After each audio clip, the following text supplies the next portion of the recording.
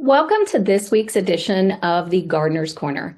I'm Jennifer Brown, Family Consumer Science Agent with the North Carolina Cooperative Extension Service. This month, in November, we are celebrating National Family Caregivers Month as well as Alzheimer's Awareness Month. And this past week, we had two different events, one in person and one virtually, to provide information to people about Alzheimer's and dementia. If you're wondering what's the difference between Alzheimer's and dementia, you're not alone. There is a lot of confusion, and sometimes they're used interchangeably. And it's because dementia is the overarching, like the umbrella term that we use. It's not a specific disease. It's an overall term that describes a wide range of symptoms that are associated with a mental decline in our memory or our thinking skills that are severe enough to reduce a person's ability to perform everyday tasks. There are different types of dementia. The most common type of dementia is Alzheimer's, but there is Lewy body dementia, vascular dementia, frontal temporal dementia, and as well as a couple of more. And we wanted to give you some information. If you are a caregiver, or maybe you are concerned about yourself or a loved one you might be noticing some changes there. There are over 55 million people around the world living with some form of dementia. And that is expected to rise in the next couple of years, and even possibly double or triple in the next 20 or so years. In fact, dementia, it's said, will be the third leading cause of death globally by 2040. And that not only, is a burden through our health system, but also just an economic burden too. And every year it's expected to cost in the US about $1.3 trillion every year.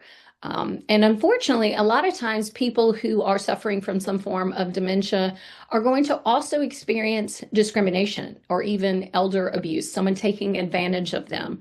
And we want to, at the Extension Office, make sure that we can provide you information about the illness, connect you to resources either locally or statewide. And we want you to understand that there are things that you can do, whether it's being, an advocate for the disease. Myself, I am a community educator for the Alzheimer's Association of North Carolina, as well as I try to make our organization a dementia-friendly organization so that we are, understanding and supportive for those who are struggling with this illness, or they're, helping their caregivers as well. We are about to enter the real, thick of the holiday season. And we want to give you some tips. In fact, there is an entire, hour-long presentation on caregiving during the holidays. But we want to give you just some basic tips right now to help make some of your celebrations more dementia-friendly. If you have a loved one or a family member who is suffering possibly from the illness, or maybe they're in the early stages, or maybe in the later stages. Or maybe it's you want to be supportive of someone that is a caregiver. Even if it's not a caregiver for dementia, it could be a caregiver for other illnesses, chronic illnesses, or something like that. So first of all, people are always like, what do I get them for, a gift? What are some, what boundaries do I need to observe? How can we, still enjoy our traditions that we've always done, but kind of modify them slightly? What if I have to travel with my loved one who is suffering from some form of dementia?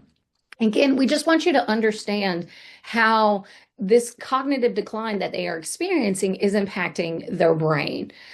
It could be, again, one of the most well-known symptoms everyone's always concerned about is that memory loss. But sometimes, again, depending on what type of dementia they have, it could be communication problems. They have difficulty getting words out, even if they used to be, a writer or an avid reader. All of a sudden, it's very difficult, and there's long pauses because they can't, their brain and their mouth are not making that connection really for them to get those words out. You can notice different behavior or personality shifts. Sometimes someone who used to be very orderly or clean or whatever else, their house looks like a tornado, hit it. They're not showering as much. They don't care as much about how they look. Maybe they're more agitated or angry or moody or whatever else. It could be that they understand something's different and it's very frustrating for them. So we want you to understand that with just a little bit of, compassion and planning and whatnot, it can help make it an easier situation. Again, it's not going to make it, back to normal or any of that kind of stuff. But we want you to be able to avoid some of the anxiety or the confusion as much as you can. And we know that any time of the year, it can be difficult to handle or care for someone who's suffering from some kind of illness such as Alzheimer's or dementia. But the holidays can be even more challenging because you want to, you're going through so many struggles and decisions. How can we maintain those traditions that we love? How do I get, mom or dad not to be grouchy, if I'm trying to entertain visitors? How do I make it a safe place? Maybe, if you're traveling with them, it's going to be an unfamiliar place for them. Even if they've been there many, many times, it possibly could be, and you don't want them to wander off as well. So, sometimes as a caregiver, we all struggle with, saying no sometimes, or when to say no or how to say no or whatnot. And we want to make sure that too, that you're also taking care of yourself. Because if you aren't taking care of yourself, your cup, you don't have anything left in your cup to give to others. So no is perfectly fine. It is a complete sentence. You don't have to explain, to yourself or feel guilty or whatever else. So we want you to, use that word no. Not, well, maybe, or I don't know, or I'll think about it, or probably not, or whatever. Just no, I don't think that would be a good, idea for right now. Because if you kind of leave it open, it could be that you're leaving it open to interpretation, and it could be, hey, if I just, I can talk her into it. She didn't say no. She said maybe, or she'd think about it. So maybe I just need to hassle her a little bit more, where all along the answer is no, emphatically no. Just say it, okay? And then, as a caregiver, it's a very difficult position to be in, because not only are you having to watch someone you love or care for decline in some way, whether it's through dementia, Alzheimer's, or maybe some other chronic illness, you too are struggling with things. You too are having more work or more burden or more stress put onto you. So even though it's very difficult at that moment, be proud of that role that you've stepped into. There are some individuals that don't, that run away from the situation. So make sure though that you are not shutting yourself off from the world as well. Typically, there's usually a circle of support, whether it's family or friends or whatnot. They want to help, but they don't know how, or they don't know what they need to do. So reach out to those individuals and just let them know, even if it's something small, like, hey, can you bring me, a meal? I can't take her anywhere, or I can't do this or whatever else. And then sometimes even when you have to say no, they might not understand what's going on. They just might notice that you're shutting, the world out as well. So maybe even just letting them know it's okay to vent a little bit, or just say, no, I can't do this. My husband or whoever has Alzheimer's, and I just need to focus on them right now, versus just saying no. It also makes them feel that you're willing to share with them, and they want to be that support for you, but they just don't know what to do. It can be tough sometimes to turn down people if they want to help. Or and sometimes again, it could be you know, they're asking for your help, or it could be that they're like, oh, I want to come do this, and no, I don't want you to come mow my grass at 7 in the morning. It wakes my husband up and it upsets him because he doesn't understand what's going on or whatever else. I appreciate the thought, but I need someone to come in the afternoon, or I need someone to come when my husband and I are not at home. So they're trying to help and help you do some of the yard work, and maybe in the morning is the only time they're available, but that's not what suits you. So again, it's okay to say no, thank you. It just maybe again offering a little, this is what I need, or this is why I don't want you to do that. I appreciate the thought, but this causes more anxiety for my loved one. They just don't understand why you're just saying no. And then if you are getting asked to do stuff, to, hey, I need you to help out with this, event at church, or do something like this, is me saying yes to this commitment, is it going to help my well-being?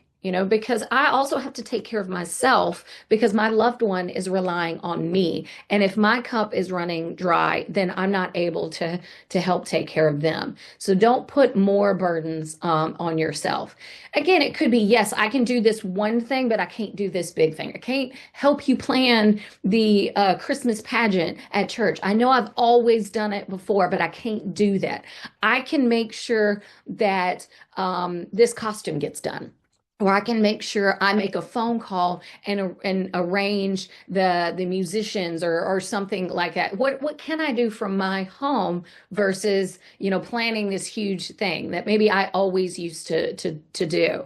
And if you notice that maybe last year I noticed my loved one was starting to decline, and I was in charge of the church pageant, or something like that. I need to make sure that maybe a year ago that I recognize that, and maybe I need to start making that transition and that shift. So it's not all of a sudden this year, nope, I can't do it. And I haven't trained anyone on what we do or how we do it, or any of that kind of stuff. So when you start to notice decline, go ahead and make, some changes, or go make some preparations so that it's not as overwhelming as the illness progresses there. And again, caregiving is filled with so many different emotions. There are some times that it's such a joy and it's a blessing that I get this, quality good time with this individual. It makes me pay more attention, as opposed to just scrolling on my phone, or something like that. So maybe I'm getting more quality out of the time there. But I also have to understand that there's going to be other bad emotions that come with that as well. There's going to be times where I'm struggling and I'm having a very difficult day, and maybe I'm a little resentful for this person. Maybe I'm angry that life is this way, and so I don't need to put more burdens on myself. I don't need to agree to do something or help with something or whatever because I feel guilt, or because I feel obligation. Yes, that might have been how we always did Christmas. It might have been that mom always hosted it. We are not able to host it at mom's house this year. That is not happening. It is time to pass the baton to someone else and start new traditions. And to say, well, we've always had it at mom's house. What are you going to do when your mom, passes away? You're not going to keep having it at her house. You might end up selling the house. So go ahead and start making new traditions. Your mom, again, if she's having mental decline, isn't really going to remember that she always hosted it for 50 years. You can still do those same things, have those same meals. You're just at someone else's house. Or maybe you do it in small little segments. Instead of all 20 or 30 people coming at one time, we have staggered days or staggered times that people are coming and visiting with mom. So instead of just one big celebration, we're having many little celebrations so she doesn't get overwhelmed there. So just thinking about the different things. also letting people know what's going on. Just that communication, I feel sometimes gets lost. For example, my parents live right down the road from me, but my brother lives a couple of states away. And so when he does come into town, it's more of a shock to him when he sees, hey, how's dad doing? Or how's mom or whatever. It seems like they've changed a lot since I've last been here. I need to make sure that I am communicating to him. Maybe I need to write a letter or an email before he comes into town and say, hey, I just want to let you know what's going on right now. We really look forward to your visit, but maybe I know you've always stayed in mom and dad's house when you came to visit. That might not be the best thing this year. I need you to go stay at a hotel because it would just be too overwhelming to have you in their home there. And to let you know, you might notice some changes since you've last been here, and specify what those changes are. They've had some difficulty finding that right word or remembering people's names, or here's a picture of what they're looking like if it's been a year or two and maybe they've lost some weight or they've had some kind of a treatment or something like that. Sometimes their behavior can be unpredictable. Don't get upset or aggravated or anxious or, whatnot. And please don't feel offended or angry at them. We all appreciate your time here, but it's going to be different. Treat them as you normally would any person. A warm smile, a nice touch, anything. Here's a website to give you more information about the different stages that they're in right now. And then let me know when you're almost here so I can be on hand and prepare them, that you're here or help greet you and get you inside. So again, it's not overwhelming. Just simple communication can make both of, everyone have a good holiday season. So we're going to take a brief break right now and get a word on from our sponsor, and we will be back with more information for your healthy and happy holiday season.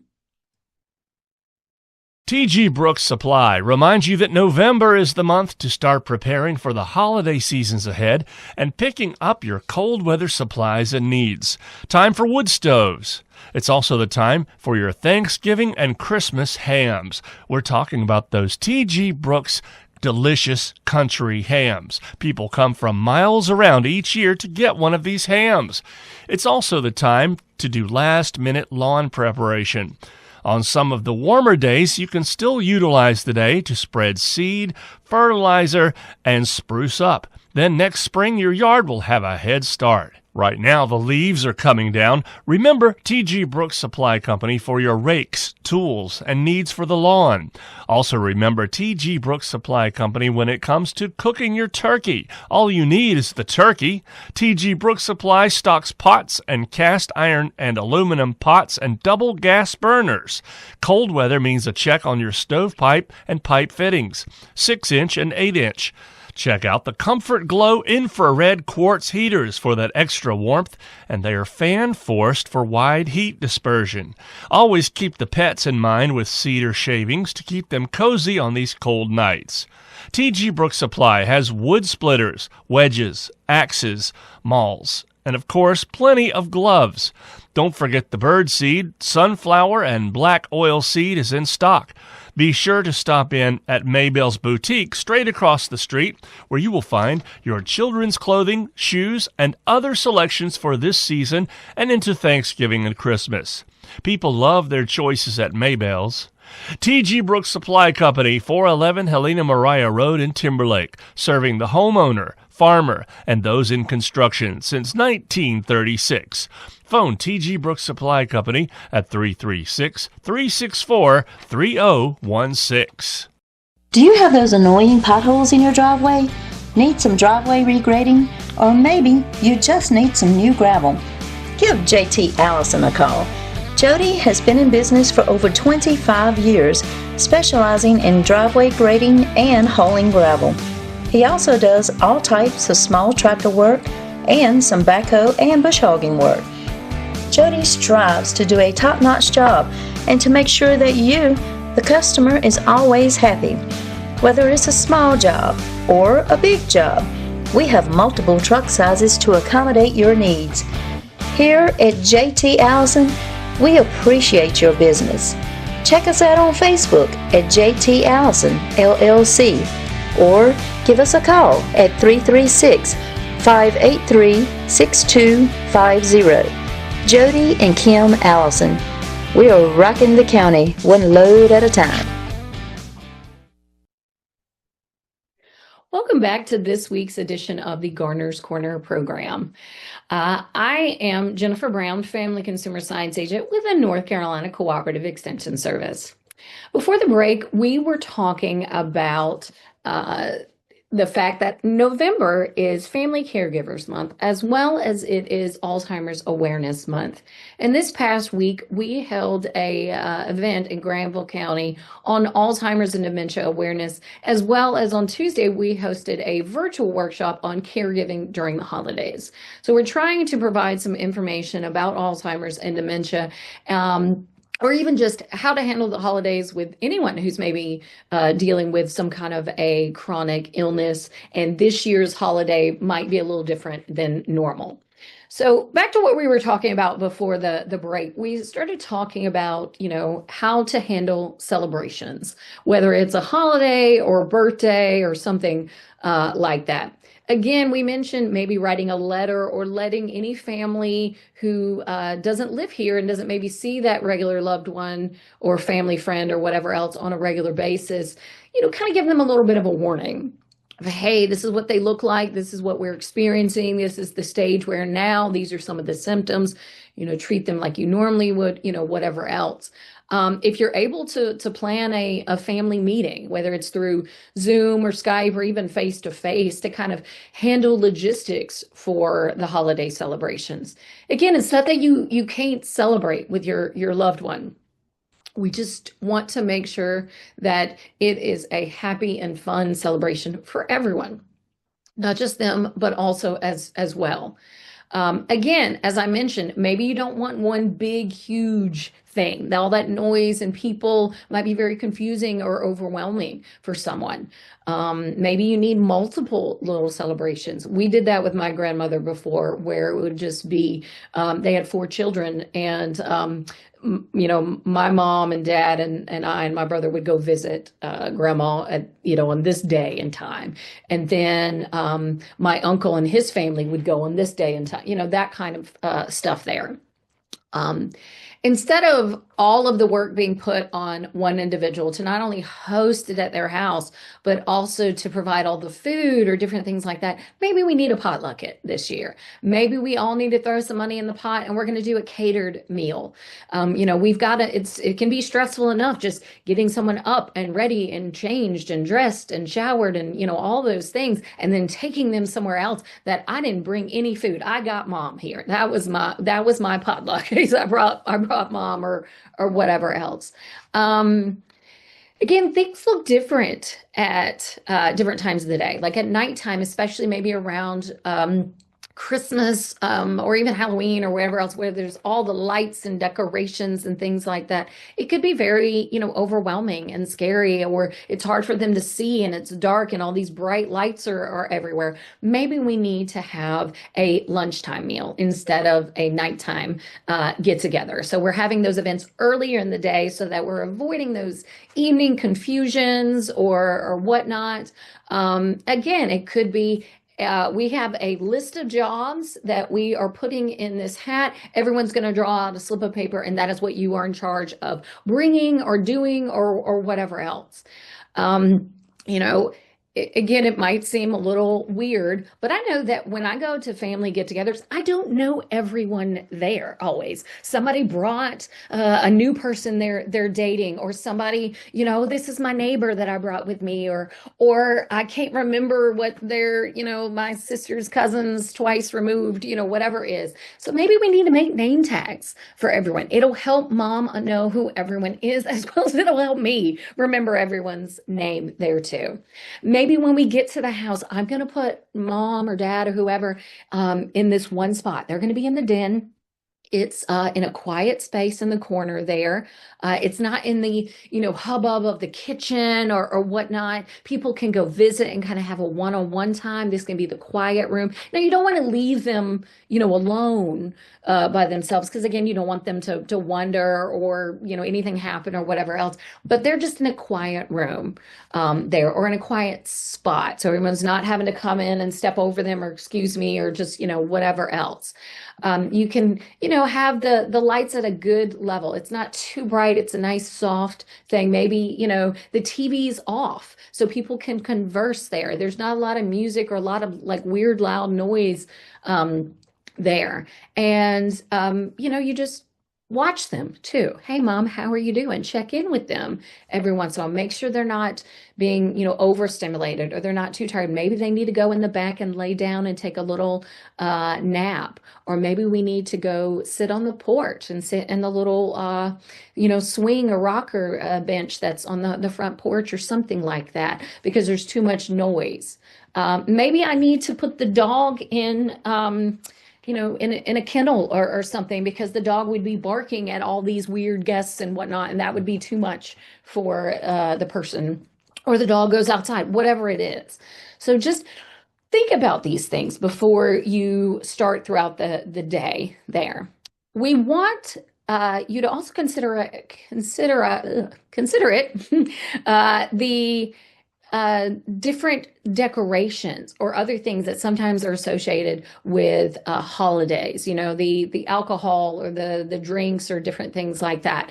There can be different things that we want you to, maybe we don't need to put this decoration up. Maybe it's a fire hazard or it's just too much extra work. We don't need to have a tree in every single room. We just need one little one. Maybe we just need to downsize. And this is just a little Christmas tree on this table here.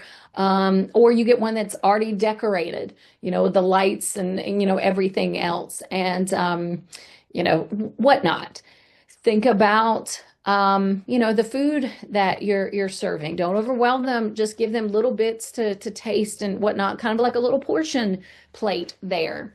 And think about that crowd. Think about the location. Maybe the house you normally have it doesn't have a small quiet room that so-and-so can sit with. And maybe it would just be one big great room and everybody would just be walking around and making all this noise. And that would be way too stimulating. So we need a different house to go to here. Or maybe we're going to go to a restaurant. Instead of catering a meal, we're going to take mom out to a restaurant, but we're going to go to one that has like a little room that we can book. So it's just our family and it's kind of a quiet setting or just, whatnot, good lighting, all that kind of stuff there.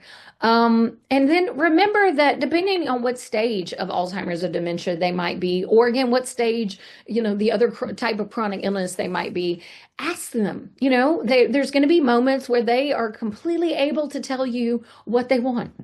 What would make you comfortable? What would be most fun or enjoyable? I love Christmas lights and decorations. Now, again, I don't know if that would be overwhelming for me when I get older and if I develop, Alzheimer's or dementia or that kind of stuff. But I might not want that in my home. But put me in a car and can we go for a drive and just through the neighborhood and see other people's decorations and different things. Try to keep a normal routine as much as possible there. Maybe we need to go Christmas shopping earlier in the year, before, maybe not Black Friday shopping or something like that.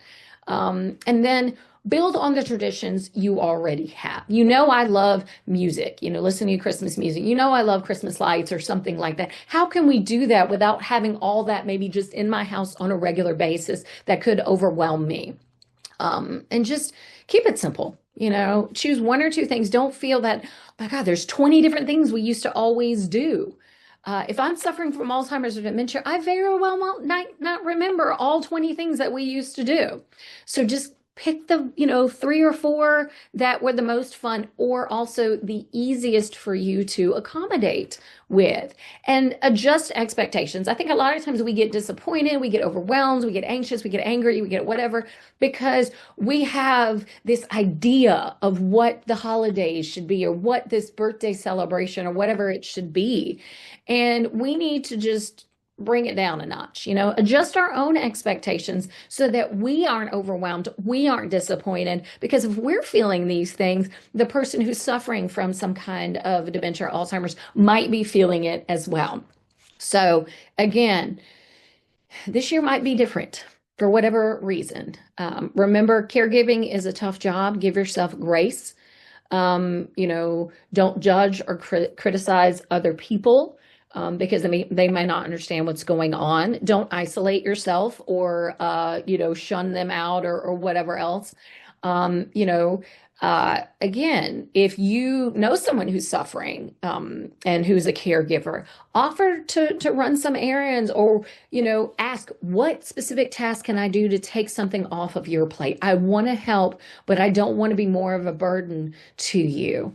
And again, plan for it. Understand there are going to be changes this year and next year and whatnot, and prepare people. Whether it's people suffering from the living with the illness or young children. I know that when my kids were young, they would not have understood why grandma or so-and-so didn't know their name or didn't, whatever else. Be flexible, be patient, allow you and them to kind of maintain as much of their routine as they can, and don't overcomplicate things, and don't be that Grinch that's ruining the holidays, and don't blame your loved one for their illness. They have no, they didn't choose to be suffering or living with different things. And try to communicate as best as you can. Again, remind them. They might not remember who you are. So if you say mom, then that associates, oh, this must be my child. Hi, mom, I'm going to go with Susie, or something like that. So that way I'm telling them who my daughter is. That's right here. Susie and I are going to do this or whatever else. Tell them your name. Hi, mom, I'm Jennifer. It's good to see you, mom. Approach them from the front. Don't scare them or come up from behind. It's kind of like an animal, with horses or dogs or something like that. Don't come from the side or behind. They might, again, maybe their hearing or their vision or whatever else might also be suffering too. So maintain eye contact, communicate with them. Again, one-on-one conversations are easier than having this big, huge group conversation. Speak slowly and clearly, but don't talk to them like they're a little baby or a little child or any of that kind of stuff. Pay attention to the tone of voice too, yours as well as theirs. You can determine if they're getting overstimulated or tired or whatever else, if they're snapping at you or whatever else. Don't correct them or don't say, don't you remember, or, any of that kind of stuff. If they remembered, they wouldn't have said whatever it was that was, incorrect or whatnot. And does it really matter, if they said the wrong name? If you know what they meant, don't feel like you have to correct them. It's just going to make them more confusing there. So there's a lot of information out there, not just for adults, but also for kids. There's books, there's websites. The Alzheimer's Association, the Dementia Alliance of North Carolina has a lot of good resources as well. There's a lot of videos, webinars on the Alzheimer's website as well. They even have, the Alzheimer's Association has, ideas for kind of holiday gifts that you could give them. I know that it might sound kind of weird sometimes, but if I have to plan, I might need a planner. I might need a whiteboard that I can write things on. Or if I'm trying to pick stuff up or whatever else, I need baskets. A photo calendar might be good to help. I can help, my mom understand what day it is, and she can see the pictures of the family and the loved one and, whatnot. I might need, some DoorDash or, those kinds of things that'll bring me food.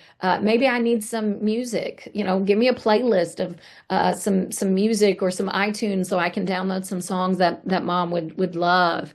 There are different adaptive equipments for eating or for doing, household different things. So maybe, I need someone to buy some of those things to help. Fidget spinner kind of stuff, things to reduce anxiety for my loved one. They actually have little dolls that have little things on them. Kind of like if you're thinking about a child, they have like a little toy and it has a lot of things to stimulate them. Same thing, they do make those for people suffering from Alzheimer's or dementia as well. Or I just need nice, comfortable clothes too. Something that it's easy for me to put mom in or take her out or change or, any of these kinds of things there. And again, it might be different stages of Alzheimer's, depends on the gifts that you have. And then don't forget those gifts for the caregivers as well. Maybe I need a maid to come in. Maybe a maid would be very overwhelming for my loved one. And I don't like people touching my stuff, asking me those things. Maybe I need a massage. Maybe I need someone to come and sit with mom and I just need 4 hours to just get out there. Maybe I want some books or puzzles that mom loves doing. And this is something we can do together there. Even just a 30-minute break could help lower a caregiver's stress level and help them avoid burnout. Just, can you come and sit? I'm just going to sit on the porch, but can you come and sit inside with mom? I'm not going to go anywhere. I just want to be outside. And for 30 minutes, walk around the block, not have to think about this too. I want a gift card restaurant or a pre-made meal or delivery or laundry service or something like that. Different self-care items. Maybe I need to go to a nail place, or maybe I need a massage person to come into my home and give me a massage. I know my children, like as I'm, they're little or whatnot, they'll make little coupons, like a little coupon book for me as well to help. I'll help do the dishes or I'll help do this. Even those things as we're an adult would be great. So, okay, we're going to take another brief break and get a word on from our sponsors, and then we will come back and we will talk a little bit more and finish out today how we can enjoy our holidays as caregivers or as individuals who are suffering from dementia and Alzheimer's. South Boston Memorials, located 1439 Seymour Drive in South Boston, Virginia, has been in business since 1958. The Myers family of South Boston Memorials believe that every life has a story. For 4 generations, their life work has been to present and preserve that story for our prosperity to hear. Allow South Boston Memorials to tell yours. South Boston Memorials has granite memorials, markers, and mausoleums, over 300 in stock. In-house laser etching is available at South Boston Memorials, and they can also make pet markers. For memorial benches, vases, and monuments, call on South Boston Memorials at 434-572-3859 or visit their website, sobomemorials.com. That's 434-572-3859. South Boston Memorials is located 1439 Seymour Drive in South Boston, Virginia. Like us on Facebook or visit the website sobomemorials.com. Give the gift of preservation. South Boston Memorials now offers cleaning options for memorials for your loved ones. Call them today at 434-572-3859. Welcome back to this week's edition of the Gardener's Corner. Before the break, we were talking about Alzheimer's and dementia and enjoying our holiday celebrations and how to do that while you're caregiving for a loved one or a family member. And again, it could be that it's not that they have Alzheimer's or dementia. Maybe they're suffering from some other kind of chronic illness. The holidays can be a stressful time. Anytime can be a stressful time for a caregiver. And we want to just provide information to everyone about that, because November is Family Caregiver Month as well as Alzheimer's Awareness Month. So we talked about some different things, maybe, adjusting your expectations, communicating with your loved ones or your family members, maybe making some changes this year in your holiday celebrations and different things that you're doing. So one of the things too is if you are traveling this year with a loved one who might be suffering from Alzheimer's or dementia or some chronic illness, try to plan as best as you can. Try to leave, maybe earlier so it's not during the holiday rush season. Maybe not travel as far. Maybe get people, you know what, Mom and I usually come visit. I need you to come visit us this year. I'll pay for your ticket. But we can't come out this year. Maybe instead of flying, because the airport, and security and noise and sitting around for 2 hours while you're waiting for your plane, or the fact that all the planes are getting delayed or canceled or different things like that, maybe that would be too overwhelming. And we're not going to fly. We're going to drive. Or can we meet in the middle or something? I don't know. Again, communicate, plan, or you know what? We're not doing that this year. We're going to do something completely different. But if you are planning on traveling, we want you to, again, take into consideration the person who has dementia or Alzheimer's, their needs, their abilities. What can they do? Safety is the most important thing. Try to communicate with them if they're able to express their preferences to you. But also as a caregiver, think about yourself too. Okay. They might prefer this, but I know I can't handle that. I can't do that. That would be too overwhelming for me. And if I'm overwhelmed, I'm probably going to snap or be angry or, upset or just whatever. And that's not going to be good for Mom either. What is the best way to travel? Maybe again, flying is no.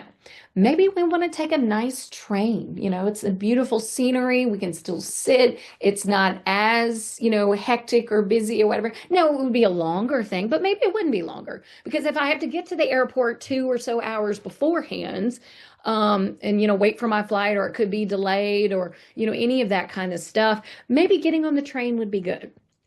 Maybe we need to, make sure it's one of those trains that we have like our own little room that we can sit in. So we're not just, in the area where everyone else is, at. We need that quiet space there. I don't know. Again, think about that individual. Maybe you need to go on a small train ride to see before you try a big one. I know that my daughters have been invited to go to their cousin's wedding, I think in California later next year, and they've never been on a plane before. And one of them, I think, will have absolutely no problem, whatever. The other one's a little bit nervous and anxious and whatnot. And so I told their dad, who would be the one that would take them, I said, maybe you need to do like a small trip. Maybe you need to fly to Florida or something like that. Go visit your dad's family, or, something. I don't know. Same thing with the train. Maybe we're going to take the train down to Charlotte, from Raleigh to Charlotte, and see how she does with that before we try Raleigh to New York or whatever it is. Again, maybe there's a best time of day. Maybe there's a particular type of train. We can't just be sitting, like on a bus with everybody there and crammed in, but maybe we could be on a nice, a bigger tour bus, or we could be on a bigger train with the little compartments or things like that. I don't know. Is it somewhere familiar we've been? Is it somewhere different? Maybe I need to just, I'm going to drive. I'd rather drive the 8 hours than sit on a train or fly or whatever else there. I know the airplane might only take 2 hours. I'd rather drive the 8, because that way also I have my car when I get there. It's familiar. I can control it better. I don't have to worry about other people, besides, the traffic on the road there. And then I can plan little stops along the way. Maybe I need to go a different route. I'm not going to go the main roads there, because maybe there's too much traffic, or, it would just be too overwhelming, or too many noise or lights, or, whatever else. And then share that itinerary. I need to let people know this is what my plan is. This is what I'm doing. I need to act like I'm traveling with my kids when they were little, and I had a little bag of, okay, here is your coloring books. Here is a book to read. Here's some, you got your crayons, you got your little etch sketch, you got your little, Rubik's Cube, you've got a little word puzzle book, I just here's a box of stuff for you to do, to keep you comfortable in the car. Maybe you need a little neck pillow or a little blanket, or here's some little snacks, or here's some water, so we don't have to stop all the time. And that way it's basically like you're at home, but you're in a moving home. Maybe I need to rent a mobile home, like an RV or something. So again, they could go lay down, or they could spread out, or they could go sit in the kitchen or something. Again, if I'm doing something like that, I might want somebody with me to make sure that, oh, you want a cup of tea or something like that? So-and-so will go make you a tea while I'm driving. They'll go in the RV and do that kind of thing. Again, and that way I could always just pull over. We don't have to be in a different hotel every night with different people and, that kind of stuff. And again, we could try the RV. I'm just going to rent the RV, and it's going to be in our driveway right now. And we're going to see how mom handles sleeping or being in the RV for lengths of time or something. There's just different things to think about when you're traveling there. If your loved one is not living with you, maybe they're in a living facility, residential community, something like that, decorate their room. Maybe bring a few little holiday or decorations or something items just for their space there. Find out if there are any activities that are going on in the facility. Oh, they're having Christmas carols, or so. Oh, mom, you love that, but maybe mom won't go down to the big room, unless you're there and you kind of like coax her, or you push her down in the wheelchair, or just, whatever else there, so that you can do these activities with them. So they're not just sitting isolated in their room. No one's going to force them to go to the big room with the activities. So maybe you need to be there to do that. And again, and do different things. Oh, mom, I brought you some eggnog. I know you love it during the holiday season. Or do you smell this lovely orange? I remember when you used to make this, or here's a pecan pie or something. So you're using their different senses, okay? Maybe, again, their memory is not working, but all of their other senses. And those senses can bring memories. When I smell apple pie, I think of grandma's house. When I, touch this, I think of, my teddy bear when I was a kid, or whatever else. If you are allowed to bring food into the facility, maybe, again, I'm going to come, we're going to have a little Christmas breakfast or a Christmas luncheon or something like that. I'm going to bring mom's favorite food. You might have to ask for approval. Again, it depends on the type of facilities. Also, again, thinking about what other chronic illnesses, if they're diabetic or heart disease or something like that, you don't want to just, try to give them all this stuff and you're overwhelming their blood sugar or any of those kinds of things. Maybe they share a room with someone. So you want to be cognizant of that. You don't want to go in there and like, hey, we're going to sing Christmas carols and this person over here is a Grinch. Hey, mom, do you want to go out on the porch and we can sing, or we can do this? Or a day pass. Is it somewhere that I can take you out of this residential community for this day? Maybe we just go sit outside, okay? Or I take you into the community festival that's going on right now. What can I do? And can I invite any of the other residents? I want them to make friends while they're there. I want other people to be checking on them, not just the employees, but the other residents when I'm not able to be there. Maybe I want to ask them, what was your favorite holiday tradition or things that you do? Get new ideas for traditions or activities that you can do. And again, don't forget, there is the Dementia Alliance North Carolina organization, and there's also the Alzheimer's Association of North Carolina. The Alzheimer's Association has a 24/7 helpline. They have, specialists or clinicians that offer confidential support, information to people who are living with dementia, or caregivers, or just family or public or whatever else. There's a lot of free educational workshops. As I mentioned, the North Carolina Cooperative Extension Service in both Person and Granville counties can offer in-person or virtual workshops. If you weren't able to attend either event that we had this past week, again, some of those things, we do have some recorded webinars where we've taught before, or we could also just put together some resources, kind of like a packet for you there.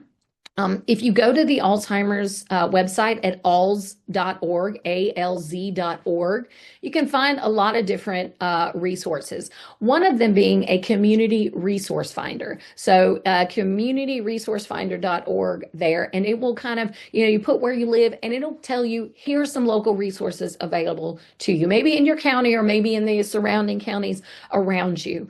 Contacting your local senior center in either Person or Granville counties, the Carter Regional Council of Governments as well. Their office is located in Henderson. but they work in all of the areas, and they are our area agency on aging. So they work with the local senior centers to offer workshops or resources, as well as working with the Alzheimer's and Dementia Alliance of North Carolina to provide information. We understand that caregivers, no matter if it's for Alzheimer's, dementia, or some other kind of illness, caregivers often battle a variety of different feelings, whether it's stress, guilt, anger, resentment, and those feelings can just increase.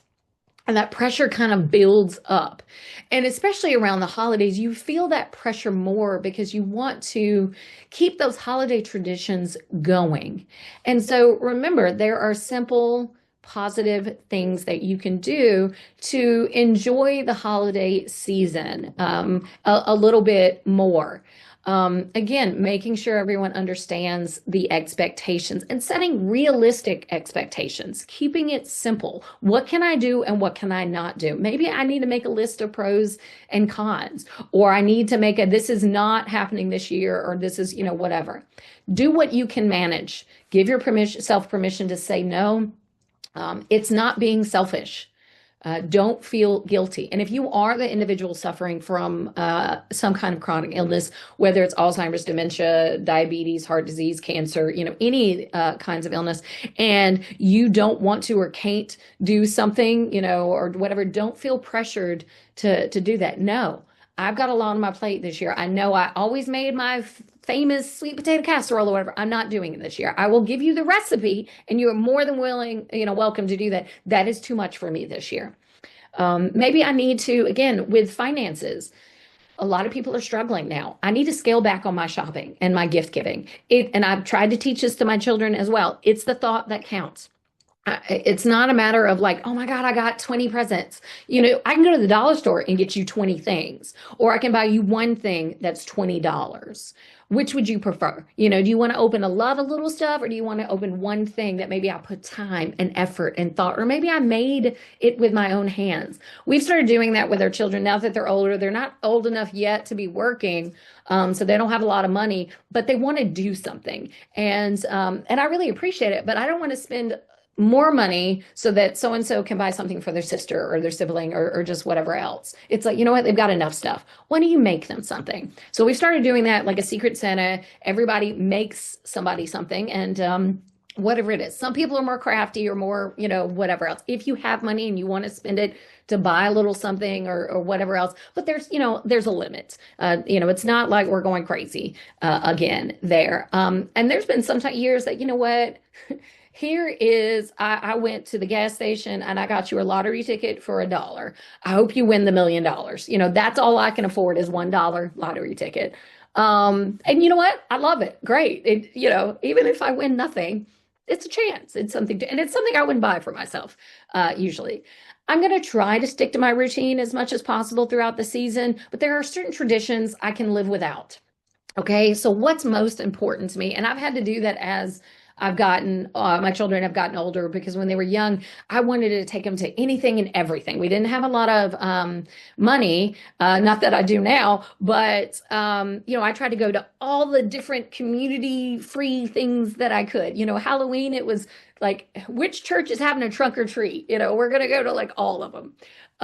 Now it's just like, okay, that's just too overwhelming, because now they've got a lot more social life. They've got a lot more activities. Things cost a little bit more, different things like that, that it's just like, okay, we're not going to go to 12 different events this year. Pick your top 4 Christmas, holiday things. And what do you want to do there? Some areas have, maybe it's not an Alzheimer's support group, but it's a caregiver support group. I know in Person County at the senior center there, they meet. And so you can call the Person County Senior Center and find out what days and times that they meet. But they do have a caregiver support group for no matter what you're caregiving somebody for. And that it could just be, maybe they're an extra resource for you, or maybe it's just a place for you to vent and feel like you're not alone, and you're not alone. If you need more information, if you need more resources, please reach out to the North Carolina Cooperative Extension Service, whether it's on health, wellness, mental health, Alzheimer's, dementia, anything and everything to do with your overall health and wellness, we can help give you information and resources or connect you to local resources in Person and Granville counties as well as surrounding counties. This has been your Food for Thought and your Gardener's Corner program today from the North Carolina Cooperative Extension Service. Thank you for tuning in this week.